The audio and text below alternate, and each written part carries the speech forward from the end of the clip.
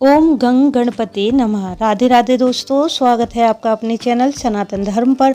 दोस्तों, भगवान गणेश जिनका स्थान सभी देवताओं में सर्वोच्च माना जाता है, गणेश जी को प्रथम पूज्य मानते हुए हर शुभ और मांगलिक कार्य को करने से पहले श्री गणेश जी का पूजन और आवाहन किया जाता है।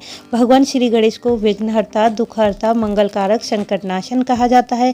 जो भी भक्त सच्चे हृदय से गणेश जी का पूजन व्रत ध्यान करता है, उस पर गजानन शीघ्र प्रसन्न होकर विद्या, बुद्धि, शक्ति, ज्ञान, सुख, समृद्धि, ऐश्वर्य, धन, सम्मान सहज रूप से ही प्रदान कर देते हैं।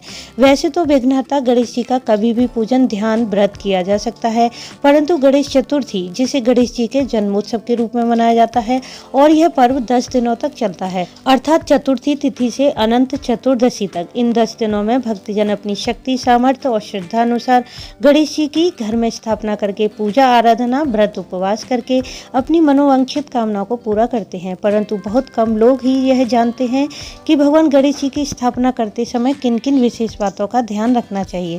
भगवान गणेश की किस प्रकार की मूर्ति स्थापित करनी चाहिए, मूर्ति किस दिशा में स्थापित करें, मूर्ति में गणेश जी की सूंड बाईं ओर हो या दाईं ओर। यदि किसी कारणवश गणेश जी की मूर्ति नहीं ला पाते हैं तब क्या करें, और गणेश जी पर कौन सी वस्तु चढ़ाने से सभी मनोकामना पूर्ण हो जाती हैं और कौन सी वस्तु चढ़ाने से आती है घोर दरिद्रता। यह सभी बातें जानने के लिए वीडियो को पूरा देखें।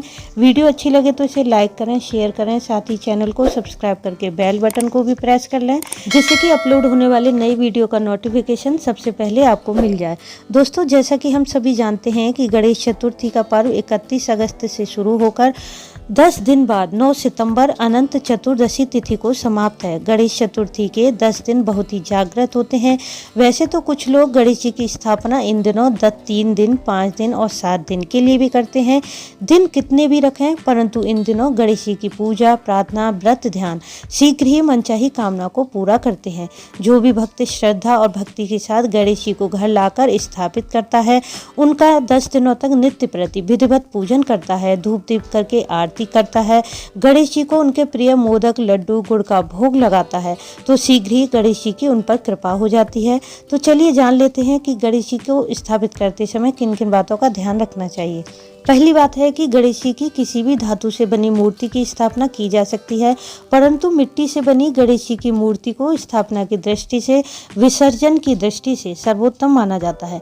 मूर्ति का चयन करते समय ध्यान रखें कि वह मूर्ति खंडित अर्थात टूटी फूटी नहीं होनी चाहिए। मूर्ति में भगवान गणेश के 4 हाथ होने चाहिए, एक हाथ में अंकुश, दूसरे में गणेश जी का टूटा हुआ दांत और तीसरे हाथ में मोदक और चौथा हाथ आशीर्वाद की मुद्रा में होना चाहिए। और देख लें कि गणेश जी का वाहन मूषक उनके साथ अवश्य हो। घर में गणेश जी की मूर्ति स्थापित करने के लिए गणेश जी की बैठी हुई मुद्रा में मूर्ति होनी चाहिए, और यदि दुकान या ऑफिस या किसी काम करने की जगह पर खड़ी अवस्था में गणेश जी की मूर्ति लगाएं। इसके अलावा वैसे तो भगवान गणेश जी की मूर्ति में उनकी सूंड दाईं ओर हो या बाईं ओर, दोनों ही शुभ होती हैं। दाईं सूंड के गणेश जी को रिद्धि सिद्धि प्रदान करने वाला माना जाता है, इसलिए उन्हें सिद्धि विनायक भी कहते हैं। दाईं सूंड वाले गणेश जी को बहुत अधिक पूजा, प्रार्थना और सेवा की आवश्यकता होती है, इसलिए ज्यादातर मंदिरों में ही दाईं सूंड वाले गणेश जी की स्थापना की जाती है। वहीं बाईं सूंड वाले गणेश जी को शीघ्र प्रसन्न होने वाला माना जाता है। यह गणेश जी नौकरी, व्यापार और उन्नति, बरकत के लिए स्थापित किए जाते हैं। तो आप देख लें, जिस कामना से आप गणेश जी की स्थापना करना चाहते हैं उसी प्रकार की सूंड वाले गणेश जी की स्थापना करें। वैसे तो भगवान किसी भी रूप में हो, अपने भक्तों की सच्ची भक्ति और निष्ठा को देखकर उन पर अपनी दया दृष्टि जरूर रखते हैं। गणेश जी की स्थापना के लिए मूर्ति लाते समय गणेश जी का मुख अपनी ओर रखें, और जब घर में मूर्ति की स्थापना करें तो पूर्व में या उत्तर पूर्व दिशा में करें। मूर्ति को इस प्रकार रखें कि उनके पीठ के दर्शन ना हो, क्योंकि गणेश जी की पीठ में दुख और दरिद्रता का वास माना जाता है। यदि किसी कारणवश या धन के अभाव के कारण आप मूर्ति नहीं ला पाते हैं, तो घर में रखी भगवान गणेश की फोटो या मूर्ति का भी आप 10 दिनों तक पूजन कर सकते हैं। लेकिन फिर प्रश्न आता है कि विसर्जन कैसे करेंगे। तो उसके लिए जो आपकी पुरानी गणेश मूर्ति या फोटो है, उसके सामने एक चावल से भरी कटोरी रखें, उसमें एक सुपारी का लावा लपेट कर रखते हैं, क्योंकि सुपारी को भगवान गणेश का ही स्वरूप माना जाता है। और नित्य प्रति 10 दिनों तक गणेश जी के साथ सुपारी का भी पूजन करें, और 10वें दिन सुपारी कार्य को विसर्जित कर दें। अपनी गणेश जी की मूर्ति को पूजा घर में ही रहने दें। भगवान गजानन को दूर्वा अत्यंत ही प्रिय होती है, इसलिए आपकी मन की जो भी कामना इच्छा है उसको मन में बोलें और गणेश जी को 21 दूर्वा अर्पित करें। और यह दूर्वा सदैव भगवान गणेश के मस्तक पर या कान के पास अर्पित करनी चाहिए। अब बात करें कि कौन सी वस्तु गजानन को अर्पित ना करें, तो दोस्तों तुलसी पत्र गणेश जी को भूलकर भी अर्पित नहीं करना चाहिए, क्योंकि तुलसी पत्र भगवान गणेश द्वारा शापित हैं।